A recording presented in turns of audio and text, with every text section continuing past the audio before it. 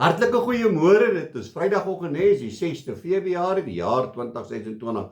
My naam Dani Gerber, vir my weer 'n eer en 'n voorreg om saam met jou te kan kuier rondom God se woord. Vandag gaan ons 'n bietjie 'n onderwerp aanraak wat mense deurry. Want dit is 'n vers in God se woord, maar die mense ry hom laat hy krom staan. En daai is: beproef alle dinge, maar behou die goeie dinge.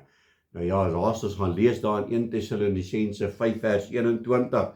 Hy sê daar: beproef alle dinge, behou die goeie. Net daai een versie, dan gebruik ek hom. En ek gaan vir hom ry dat hy blou is, want die woord sê, beproef alle dinge. So dit gee my die reg om uit te leef, dinge te doen op my manier, want die skrif het gesê, ek kan alle dinge beproef. Ek kan drank gaan beproef, ek kan dwelms gaan beproef, ek kan pornografie gaan beproef, ek kan las beproef, ek kan my buurvrou beproef en my buurman beproef en al hierdie gemors, want mense probeer hulle sondes regverdig. Want die Here se woord sê dan, gaan beproef alle dinge. Nou, hoe gaan ek weet dat my buurvrou gif is as ek nie eens gaan probeer nie? Dit is die redenasie wat mense het. Met 'n God se woord, ek sê dit baie, ek kan hierdie woord gebruik om jou pak slaag te gee. Ek kan hierdie woord gebruik om jou te stig. En wat maak ek met God se woord? Hoe gebruik ek God se woord? Hoe interpreteer ek dit? Hoe wil ek dit oordra aan ander? En wat wil ek doen in my eie lewe? Hoe gaan ek elke vers wat ek lees, gaan ek dit toepas in my lewe?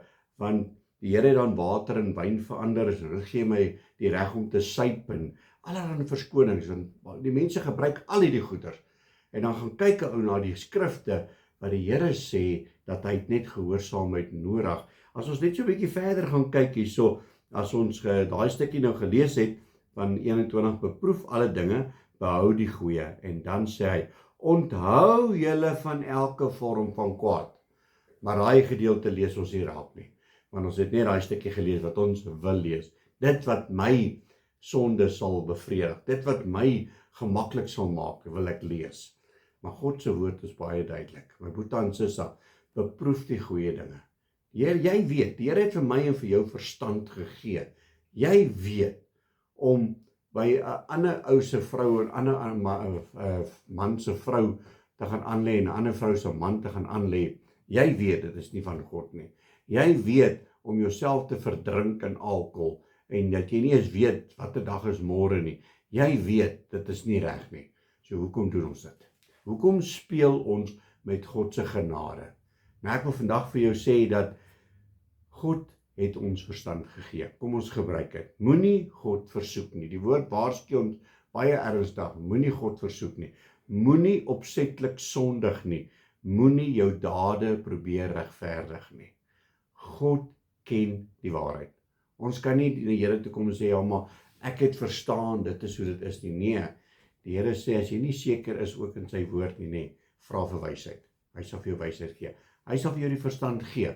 So, ons kan nie ons dade wil regverdig deur om sonde toe te pas in ons lewe nie. Jy weet, die Heilige Gees hier binne in jou sê vir jou, dit wat jy nou gedoen het is nie reg nie.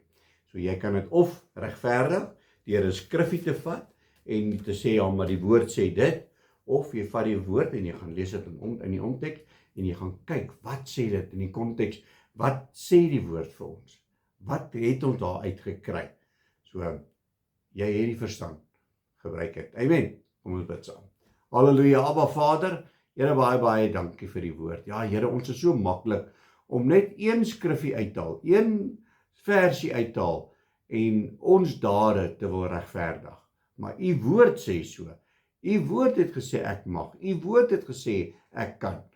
Maar ons lees nie altyd verder nie, want die woord sê ook vir ons net daai een vers verder aan. Hy sê, onthou julle van elke vorm van kwaad. Here, help ons, vergewe ons, is my gebed in Jesus naam. Amen en amen. My liewe boetie en sussie in Christus, gaan uit op hierdie naweek, né? En onthou, alles wat jy doen, moet jy God kan verheerlik. En moenie hierdie vers vat en hom gaan buig om by jou aan te pas nie. Ons moet aanpas. Julle moet 'n geseënde naweek hê. God bless.